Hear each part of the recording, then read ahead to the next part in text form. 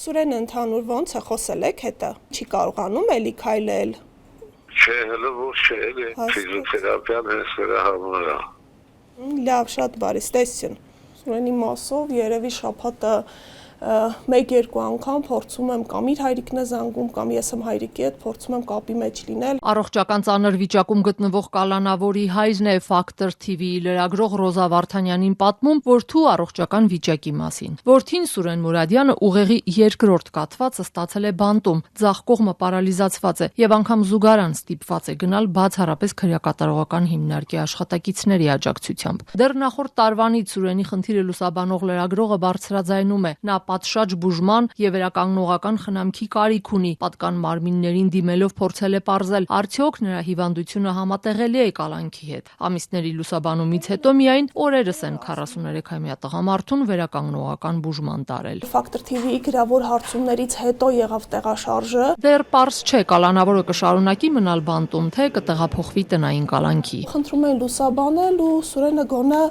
խափանման միջոցը փոխվեն տնային կալանքով, թեկուզ միայն թե հարազատների հոգացության ներքո լիներ։ Հարցումներից, եթե չեմ սխալվում, երրորդ օրը արդեն պատասխանը եկավ, սակայն ցավոք պատասխանը եկավ, որ Սուրենի հիվանդությունները համատեղելի են խափանման միջոց կալանքի հետ։ Դա եղավ նոյեմբերի 13-ին, եթե չեմ սխալվում, եւ Սուրենին արդեն մարտի 15-ին երկրորդ կաթվածը ստացավ։ Բանտում պարբերաբար հացադուլ հայտարարած մեկ այլ 42-ամյա տղամարդ էլ ըստ Ռոզա Վարդանյանի չպետք է լիներ բանտում, բայց այս տարեսկզբին անազատության մեջ մահացավ։ Բժիշկները նրա ստամոքսից ջերմաչափ, երկաթի կտորներ ու խարտոց էին հանել։ Նա ուներ կալանքի հետ անհամատեղելի խնդիր, որը ճանաչել էր հենց հանձնաժողովը, սակայն ըստ ամենայնի բյուրոկրատական քաշքշուկի պատճառով այդ մարդու առողջական վիճակը թույլ չտվեց, որ ինքը երկար ապրի եւ փաստացի մահացավ բանտում, այնինչ ըստ փաստաթղթերի եւ ըստ դատարանի որոշման ինքը չպետք է լիներ ուղղակի բանտում։ Այսինքն մենք ունենք նաեւ այսպիսի պատմություններ, ըստ որի ինքնասպանությունների կամ մահվան դեպքերը քրեակատարողական հիմնարկներում աճում են։ Քրեակատարողական ծառայությունից ազատությանը փոխանցեցին այս տարվա 4 ամիսների ընթացքում բանտերում ինքնասպանության 1 դեպք է գրանցվել, իսկ ինքնավնասման 142։ Մարդու իրավունքների պաշտպանը նախորդ տարվա վիճակագրությունն էլ էր խիստ մտահոգիչ համարել։ Եթե 2024-ին բանտերում 12 մարդ էր մահացել, բայց ինքնասպանության պաշտոնական դեպք չէր արձանագրվել, ապա 1 տարի անց 2025-ին մահվան թվերը կրկնապատկվել են հասնելով 24-ի, որոնցից 8-ը ինքնասպան են եղել։ Պաշտպանը պետությանն առաջարկել էր ռիսկերի գնահատման արդյունավետ համակարգներ դնել ինքնասպանության հակված մարդկանց հայտնաբերելու, մեկուսացնելու եւ աջակցություն տրամադրելու համար։ Նաեւ բժշկական արագարձագանքներ խնդրահարույց համարել։ Զեկույցում նշվում է, որ պետության քայլերը մասնակի են եւ եթե համակարգային բարեփոխումներ չլինեն, խնդիրները կշարունակեն խորանալ։ 24 թվականի գործունեության վերաբերյալ տարեկան զեկույցով ներկայացվել է 487 առաջարկ, դեռևս կատարված է համարվել 23%-ը։ Տենդենս կա դրականի, բայց գերակշիռ մասը օրենսդրական լուծումներն են։ Բայց խնդիրը մնում է այս օրենսդրական լուծումների կիրարկման հարցը։ Պաշտպան Անահիտ Մանասյանն օրերս Արդարադատության նախարարի հետ այցելել էր Արմավիր քրեակատարողական հիմնարկ։ Այստեղ հայաստանյան 10 բանտերից ամենամեծում սուիցիդալ հակում ունեցող անձանց համար հատուկ խցեր էին բացվել։ Սա պաշտպանի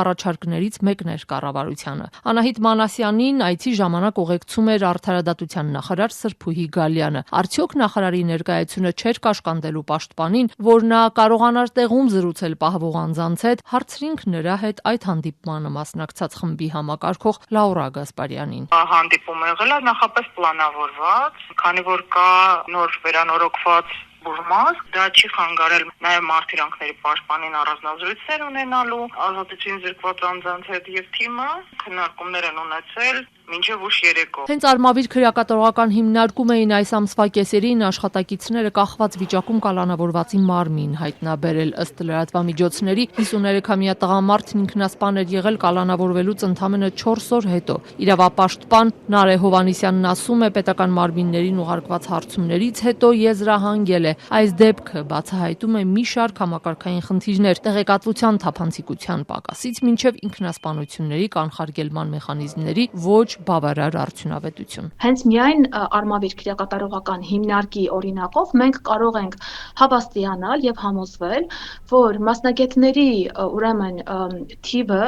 չի կարող բավարարել նման թվով հոսքի անձանց պարագայում պահպանել ժամկետները եւ բոլոր անձանց հետ կատարել տվյալ ռիսկի գնահատումը։ Ռիսկի գնահատման գործիքակազմը բավականին արդյունավետ գործիքակազմ է, եթե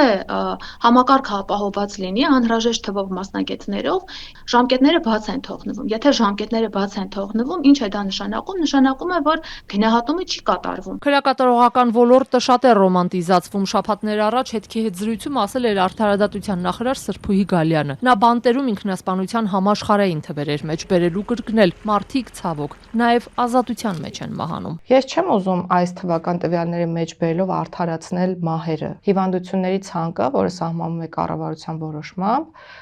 թույլ չի տալիս գտնվել ճկուն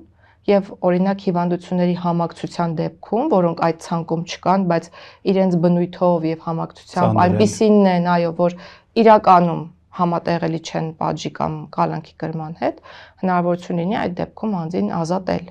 քրեակատարողական հիմնարկից եւ մեր առողջապահության նախարարության գործընկերների հետ մշակել են կառավարության նոր որոշում։ Իսկ մինչ պաշտոնյաները վիճակագրություններ են հրապարակում, արվածից ու չարվածից խոսում, լրագրող Ռոզա Վարդանյանը շարունակում է զանգեր ստանալ բանտերում պահվող անձանցից։ Մի կին լուսաբանումից հետո վերջապես կարողացել է քաղցկեղը ճնշող առաջին քիմիաթերապիան ստանալ։